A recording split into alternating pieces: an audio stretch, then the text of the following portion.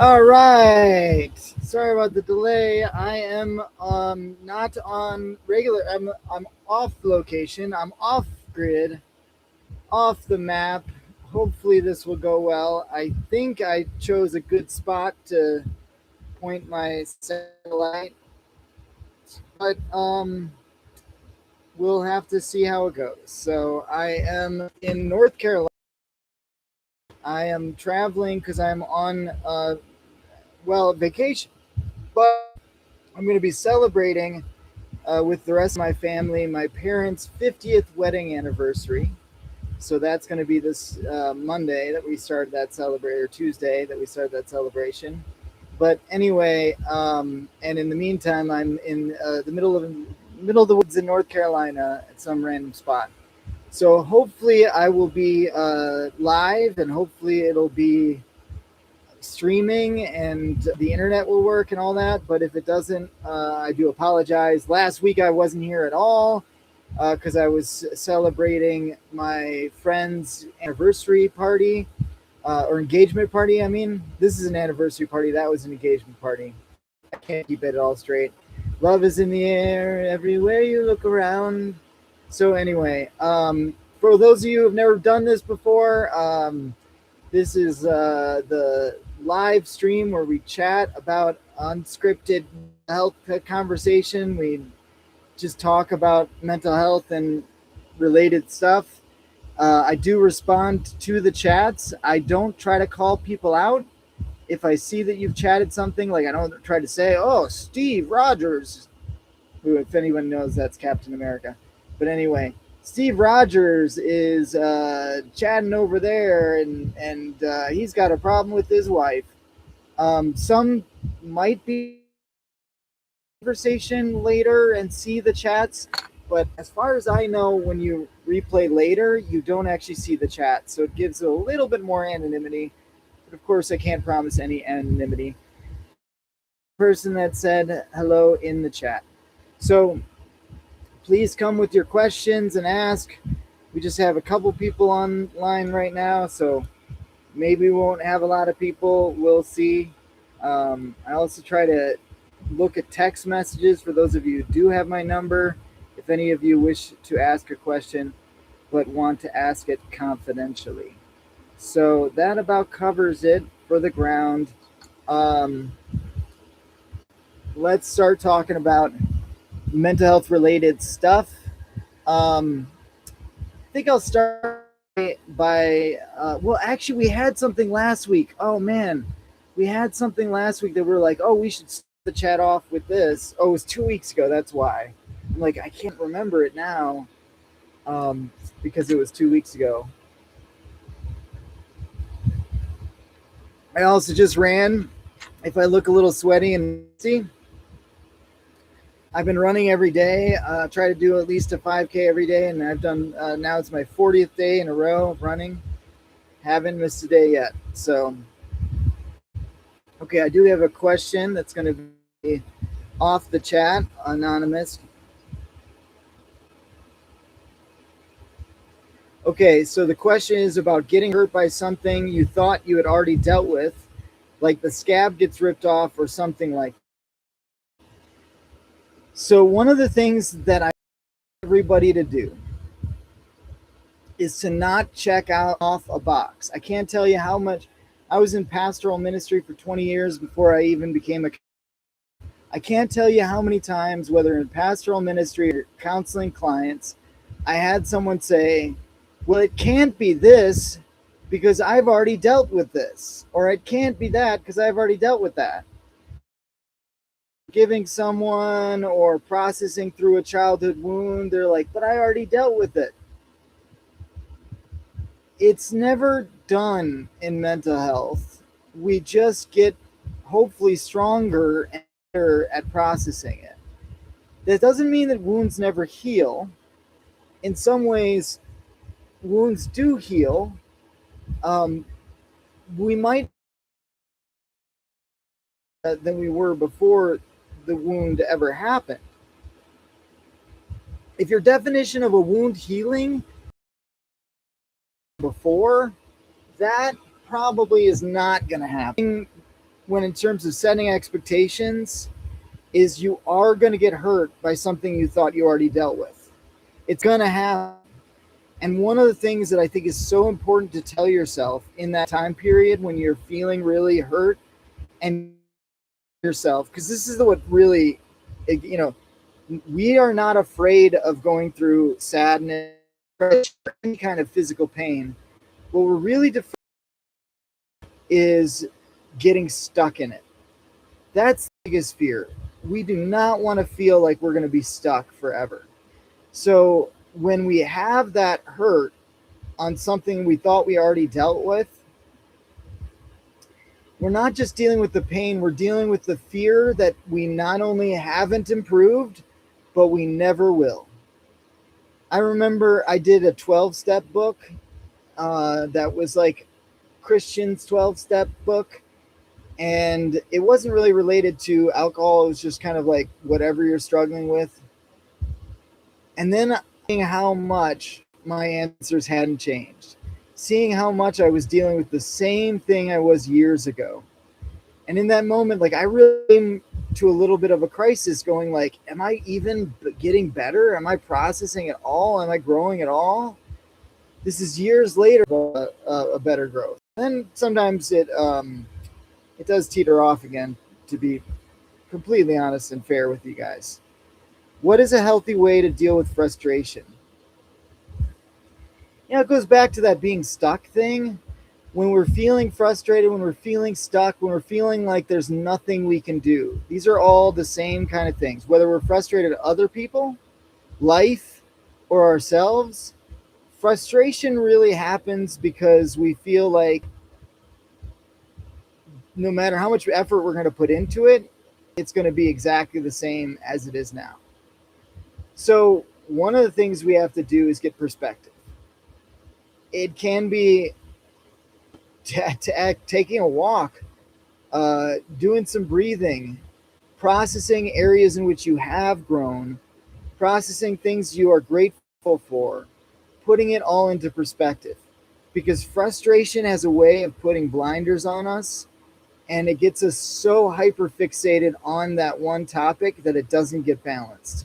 And let's be real, the things that are most frustrating in life, they really do suck. There's really nothing you can do about it. And the more you focus it, the more you focus on it, the more it becomes your whole world. That kills us, really, more than anything. Kills mental health. Is focusing so much on the thing that we're frustrated about that it consumes us, and we start to lose perspective on what happens sometimes. And I'll be really focusing on something that I'm processing and thinking about, and it just gets me in this pit where I just feel worse and worse, and I'm, kind of on a negative feedback loop, and I get out of that pit most successfully by thinking about other areas in my life and other things that I enjoy, right? This is not the end of the whole world. This is not everything. This is just that one frustration. If that makes sense. Turn off this. I think you guys can hear me, and the fan isn't too loud for you guys, but it's a little distracting for me. So let me know if you do have a hard time hearing me. But I'm going to turn off the fan there to make it hopefully a little better. The microphones have gotten way better on a lot of these things where like you can't even hear the background noise. But dramatic pause for effect. But I still am like hearing this loud fan in my ear, and it's kind of messing with me a little bit. So hopefully you guys can all hear me well. Just had a bunch of people join the chat, so please come with your questions. Okay, ask away. Okay, it looks like someone can hear me good. All right, great. That's good. Okay, so one of the things when fitness journeys is like this, and someone says you break up here or there or freeze up, but it does come back. Okay, yeah, I mean, I'm really surprised that I'm having any problem with the internet at all, because I picked such a clear pace, split place, that I was like, oh, this is perfect. And I'm seeing some obstructions, and let me see what it says on the thing for the obstruction map. Yeah, it's like I got like more obstructions now than I did before. I could move the again real quick, trying to point it out a little bit more to the other thing. Somebody said they didn't hear the fan. Let me know if it keeps breaking up, because if it's distracting and how much it's breaking up, I can move the van a little bit to try to get a little bit more in the clearing. I thought I was fairly clear, but you know what? I think I'm just going to do that. I'm going to move just a little bit. So talk amongst yourselves. I will be right back. Don't leave the chat.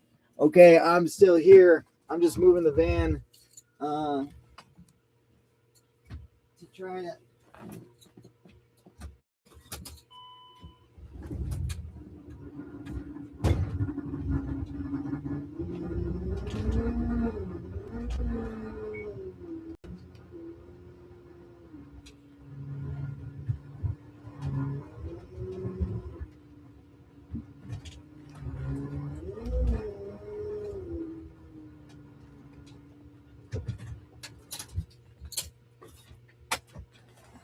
So hopefully that'll make it better. All right, let me know if it makes things worse. I think I like to move it. Okay, so I moved it. Let me know if that's a problem, or if you guys can hear me and see me now a little bit better. Okay. So what are we talking about? Scabs, wounding, yeah, okay, fitness journey. So like on the fitness journey that you're trying to lose some weight. Oh, thanks, I got a thumbs up. You often don't notice the difference unless you look at like 3 weeks, 4 weeks, a month, somewhere around there, and then you start to finally notice, oh yeah, I do look a little different. The people that don't see you every day are the ones that usually notice the difference. And it's the same thing, but even harder when it comes to intrinsic internal growth, right? Because the intangible things is not visually obvious. So growth is really hard to measure when it comes to mental health. Hello, beautiful man. Good to see you. How do you feel? How do you deal with big life changes when something's tied to your identity? Ooh, that's a great question. So, are you doing this from a laptop? Yeah, I'm doing this from a laptop in the middle of the woods. One of the things that it's like things that are tied to our identity are huge, right? And so, one of the things that I would say is I try to respond when it comes to myself with curiosity, not judgment. And so if I'm going all of a sudden, there's a big change and it's tough because it's tied to my identity. One of the things I'm going to ask myself is, now I'm an existentialist. Okay. Oh, I got another thumbs up. Thank you for the thumbs up. You can pin comments for your topics at hand. Okay. Let me see about, I don't know how to do pin message. Where does it show up? Let me see. Okay, so it will be right at the bottom. Gotcha. All right, let me see if I can. I'm learning as I'm going, guys. I wish I could make it bigger. No jokes. All right. So, okay. So do you guys see what's pinned? Does that happen? Okay, so the big life changes things when it's tied to your identity is to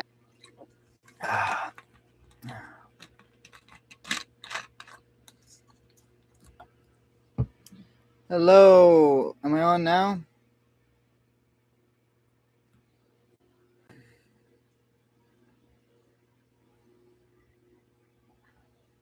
Okay. Anybody? This is frustrating. Stable. Okay, am I on now? I think I'm on now. I think I'm back. I moved the van one more time.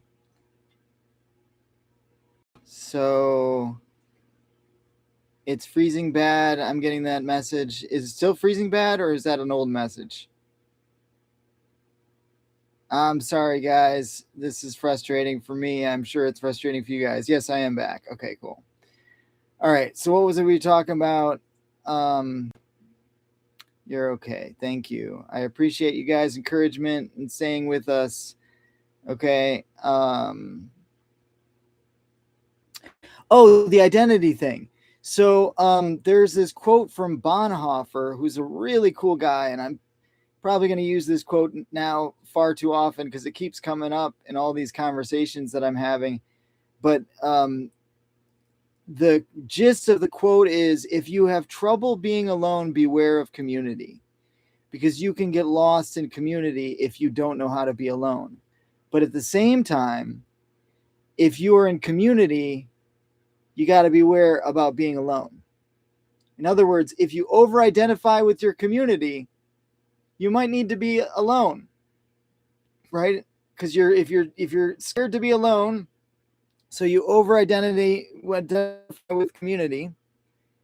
I'm saying this really bad, Bonhoeffer, but that falls you into codependency. On the other hand, if you're really good at being alone, right? So this is the balance. There are some people that are like, at this, I'm totally good at being alone. I can identify alone. I can, be all on my own and feel fine, right? And those people really need community. And then there's people that like cannot be alone, and because of that, community can be a scary thing for them because they can lose their identity in it. So it's like, I often have said that this whole idea of going off in the woods and finding yourself is kind of stupid, because you actually really need other people to identify with. But when I thought about what Bonhoeffer said, I kind of am like, yeah, maybe on the other hand, there's a part of me that is responding to that idea of going off in the woods by yourself, which I actually literally am right now. Well, Ripley's with me, but other than that, because that's easy for me. So I'm not going to like find myself out in the woods. It's a fine thing for me to process through, and I enjoy it, but that's more where I would get lost. I'd get lost isolating and get stuck there, right? But someone who doesn't know how to be alone, it might be really uncomfortable for them to be in the woods by themselves, but they might find themselves there. It might be really healthy for the person that has a hard time being alone to be isolated in the woods. But the person that is really good at being alone might need to be a lot more in community. Does that make sense? I think I said it stumbling around, but I think I kind of got the gist of the point across with what Bonhoeffer was talking about. I need the chat to be active today too, you guys, just because not only do I love it that way, but also it helps reassure me that I'm still online after having the times that I was frozen for so long. So keep those chats going for me, and keep me updated on whether I'm online. How do you identify your values? So my favorite way to do this is I'm a comic book nerd. So like, not that it has to be related to comic book nerds, but it's what made me fall in love with the idea of the hero list. One thing that I noticed is that, okay, I'm still good. Thank you. That like people are drawn, individuals that still online. I appreciate it.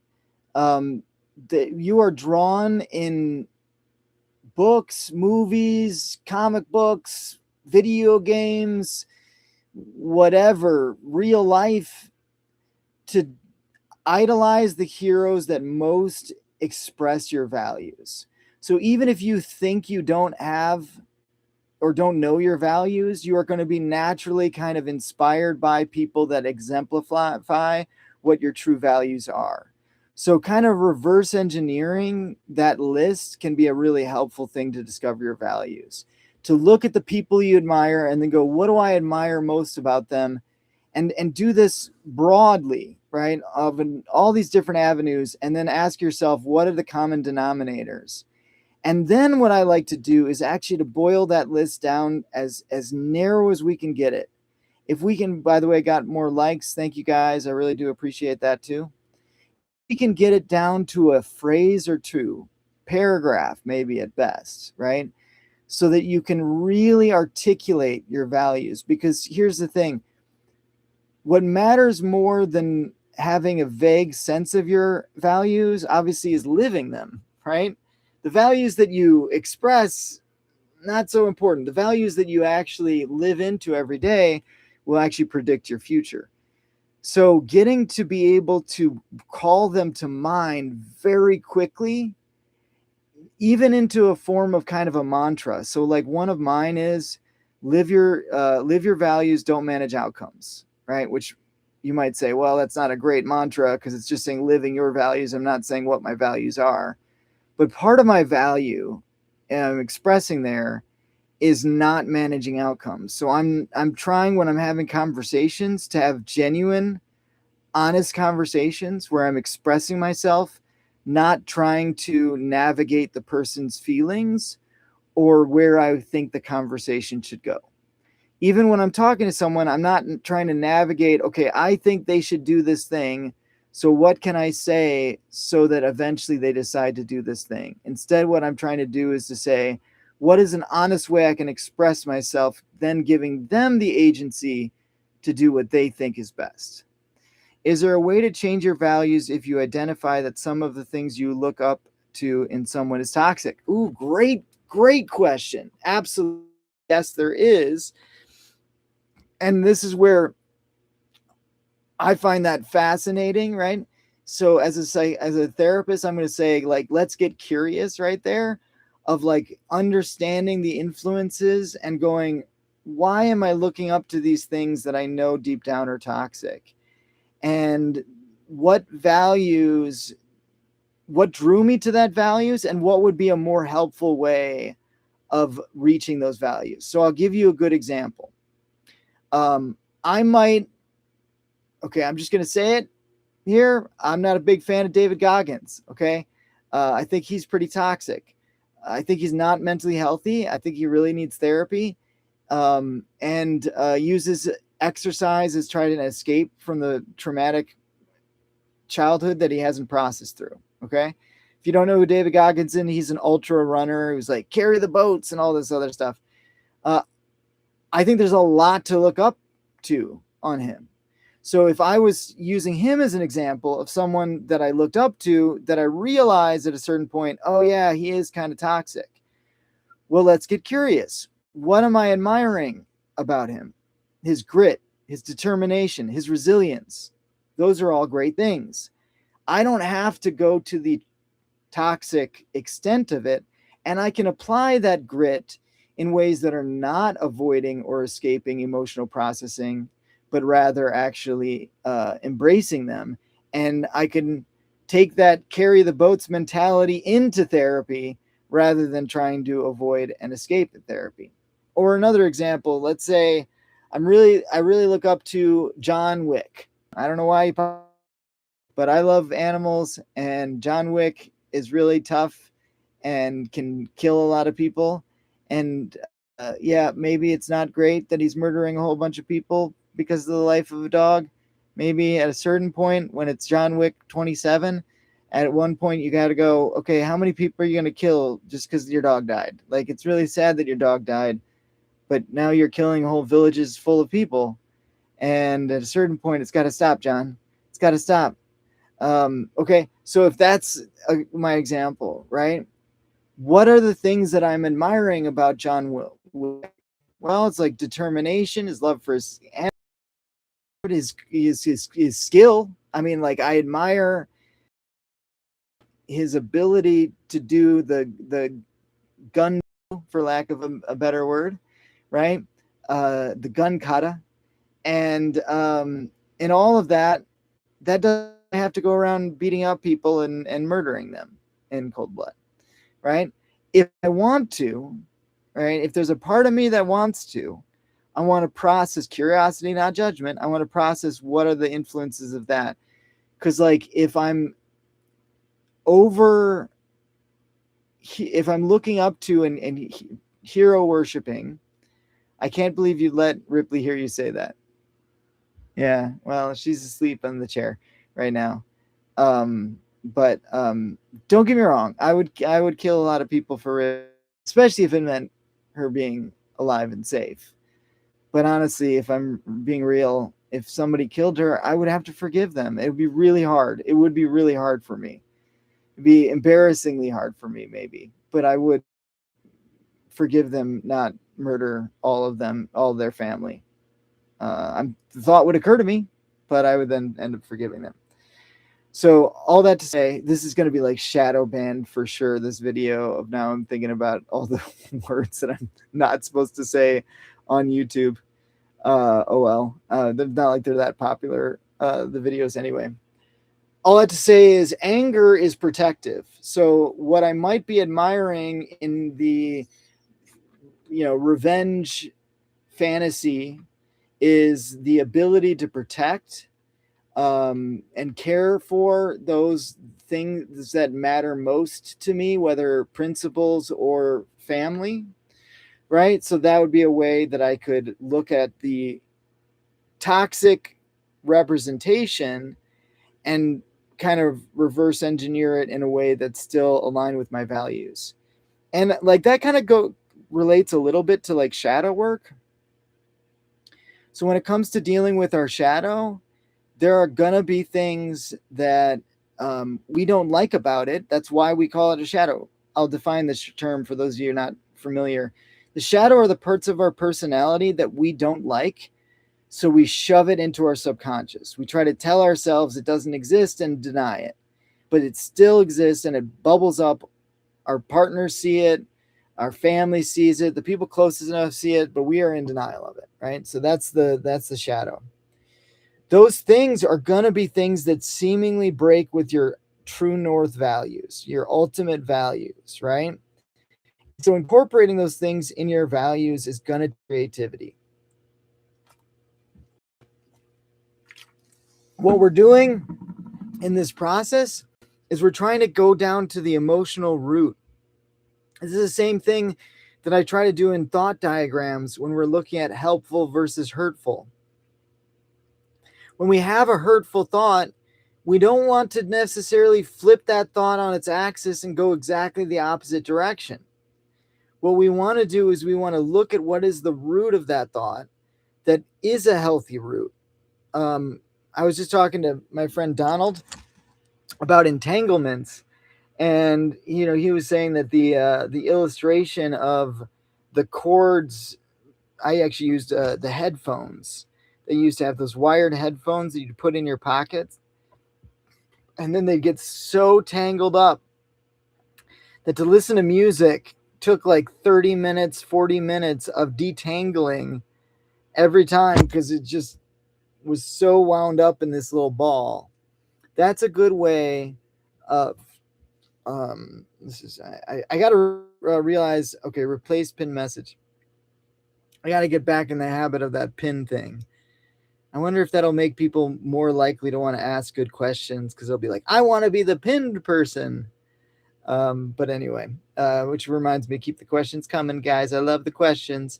All right, what was I saying? The detangle thing is that if we look at all of our thoughts, feelings, desires, values as good, but some of them tangled up messes, the solution is we have to detangle. We have to process through of like, where does this actual line come from? What is it trying to accomplish? Because at the core of that line, there's going to be something good, right?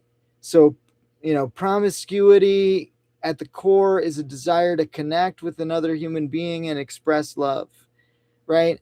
It can get really twisted in a way that ends up doing yourself others harm, but that doesn't mean it doesn't have a good root to it.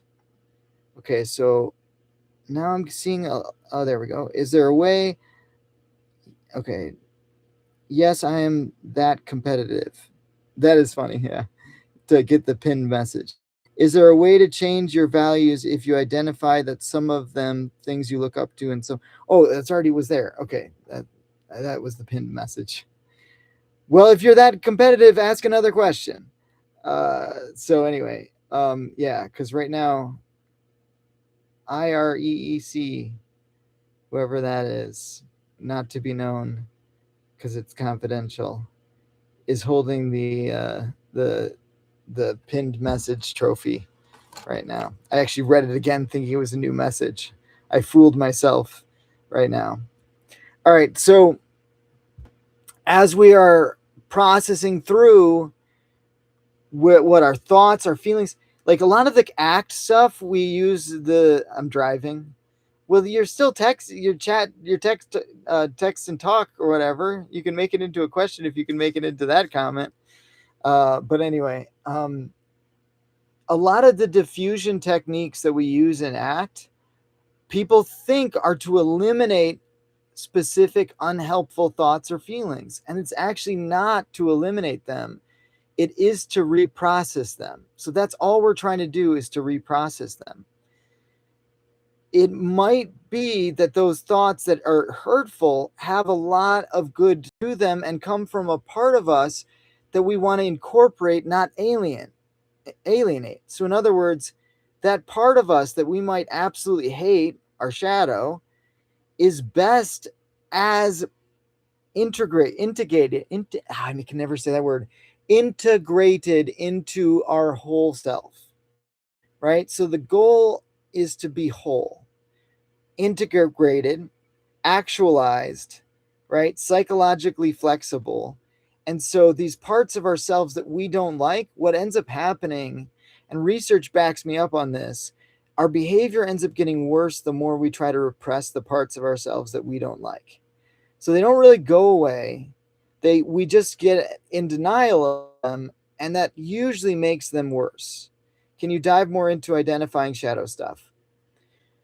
Yeah, it is tough, because if it's like unconscious, then we're not aware of it, right? So how can we identify what our shadow is if we're not aware of it? And it's like, well, therapy helps, self-awareness, it'll come in time. The first way that most people talk about is seeing the things that you resent in others. So the things that really frustrate you and you get really angry really quickly and have no tolerance for are probably in your shadow. So should we lean into the things we see as undesirable in ourselves? I would say if we add an R before the N, we learn into the things we see as undesirable in ourselves. So it's not that we're like acting more in the ways that are undesirable about ourselves. We're not like, you can actually get lost in the shadow, where you let your shadow self take over, and it ain't pretty. It's usually really messy and really terrible, and you end up worse than you were before, right? So that's the danger of shadow work. What you're trying to do is you're incorporating your shadow into the light. So it's like, if you're like, oh, there's this angry part of me, and it's not like, I'm going to let that part of me just reign and just start punching random people. Obviously, that's not healthy, right? But we do want to understand it. And actually, sometimes, as weird as this is, there are times that people actually have really good therapeutic experiences where they have an imaginary conversation with that part of themselves. It can be very helpful. I talked about naming your brain in another session. It can be a very helpful exercise. So I'm diffusing from my thoughts a little bit by calling my brain a certain thing. So I named my brain David after a good friend of mine. And so when I'm like, oh, David's having a sad day today, David's thinking, thoughts of, how much his life sucks or whatever, it elicits empathy and helps me see it as just a thought and not part of my identity, right? But you can go even further and actually name different parts of yourself. And so you can name the part of yourself that's really angry and wants to be violent, and then talk. You can name the shadow part of you and then talk about it. And you might go, this sounds like dissociative identity disorder or multiple personality disorder. Well, there's a reason that people after trauma respond with multiple personality disorders, because one, your brain naturally actually forms different personalities even if you don't ever identify them. So people will go, oh, what part of my 7 personalities do you like? It's like, well, first of all, you probably have more personalities than that, and you're not that weird. A lot of people have multiple different aspects of their personality. Your brain kind of naturally does that on its own, and the reason you do dissociative identity disorder is because it is a defense mechanism. Now, it ends up being harmful in the long run, unfortunately, but it is actually helpful in the short term, or your brain wouldn't do it, right? So it's a way to survive that trauma. You have to, through therapy, relearn that and try to incorporate those personalities. But all that to say is, a similar intentional technique that you're controlling can actually be very therapeutic and helpful. Now, some people, it makes them feel crazy and they don't like it, so they just can't do it, or they're not super imaginative or visual.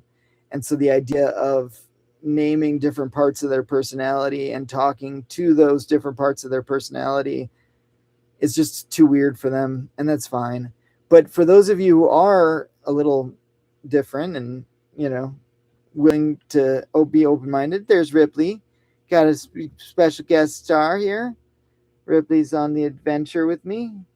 You can have that where you start to look at those different aspects of yourself and but learn about that personality by getting it to understand it.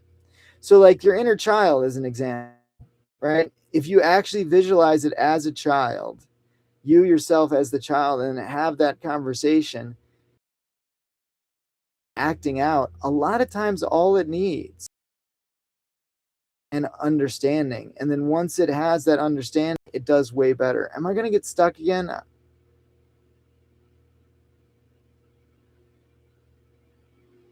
It's giving me the warning.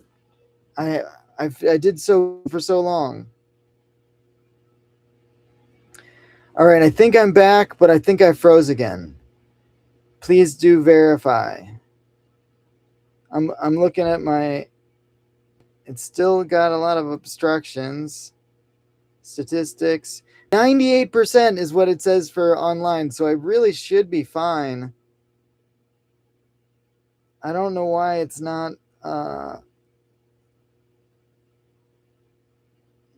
treating me like it's maybe this is the format for specifically the YouTube streaming service is not super reliable. I don't know, because I do Zooms with the satellite. I don't have problems. Now, obviously, I'm in different locations at different times, but it could be YouTube is really picky on what kind of streaming it is.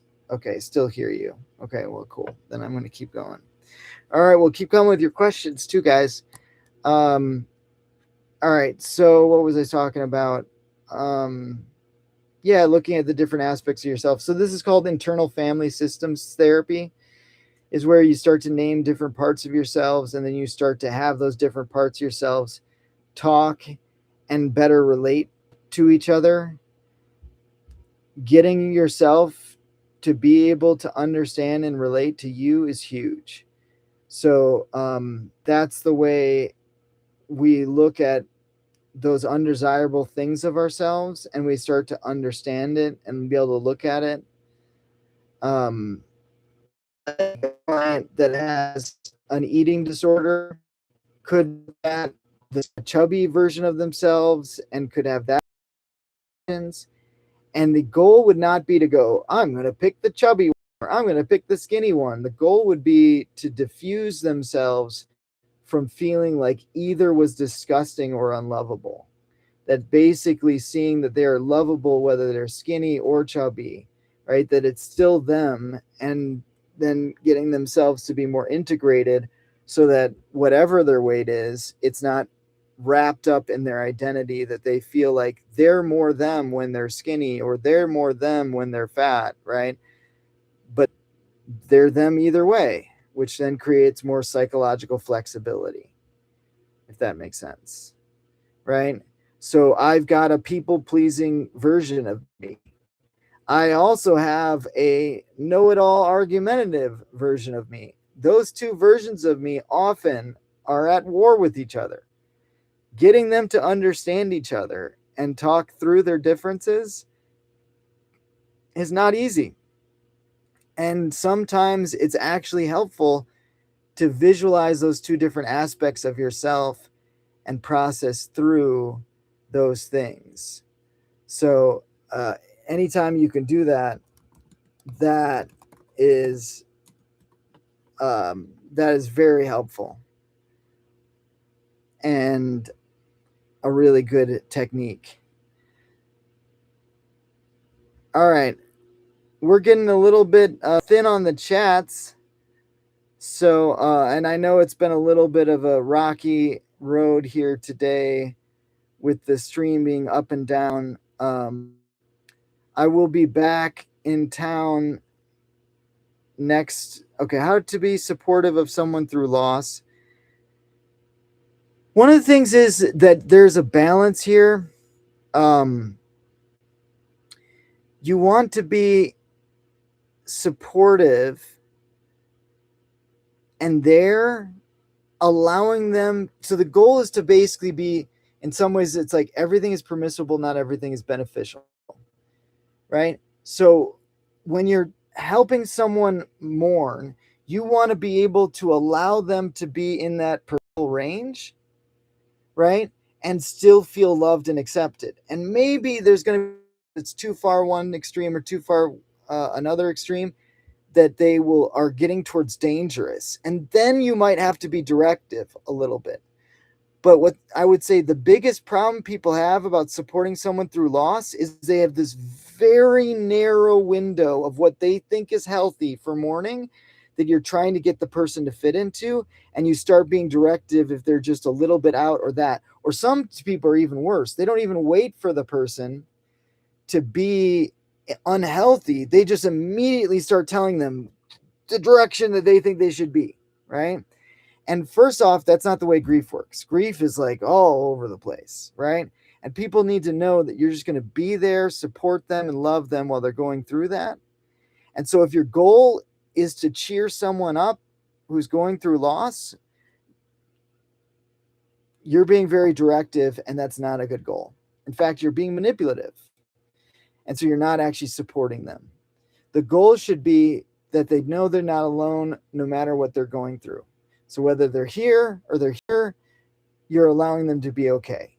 Now you're trying to make sure they're not a danger to themselves. That might be like, it's like, oh, actually, that's too low, right? Dipped really low. Okay, now I got to be a little directive because you're starting to cut yourself or something like that. You know what I mean?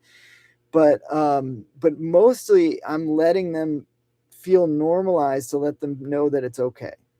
How do you integrate what mental exercise could, or how do you integrate what mental exercise could do to merge both aspects of love as lovable?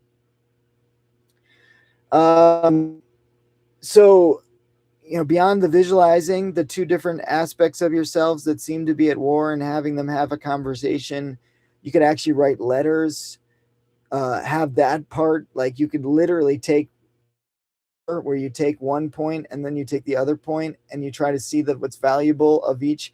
A real conversation is not a debate. It's where the goal is to learn more information. And anytime you learn more, you've already won. But I would say the other thing is that you could do is you could just try to dig down on what's helpful about that part of your personality, right? Try to dig down on what's lovable about that personality, what's understandable, where you agree. Even when we deal with like schizophrenic patients, we're not challenging their delusions. We're trying to get them back to the real. So we're trying to dig down on the part that they're saying that is valid, the part that they're saying that expresses truth. Does that make sense? Those were two great questions. Oh, and I forgot to pin them. I will get better at this pinning stuff. I'm going to really try to start doing the pinning stuff. and get better about it. All right. So I think I'm going to call it for the week. We're a little early on the time, but it's been a little rough with the online thing. I should be back in town next week. I really appreciate your questions. Please come next week with your questions. Any questions and comments really make a big difference for this chat. And thanks for sticking with us as we've been a little rough today. So sorry about that with the internet. I really thought I was good, but at least eventually I got back online in a way that was somewhat stable. So next week I'll be back at home, so it'll be hopefully very smooth internet experience. So, all right, have a good week. Love you all.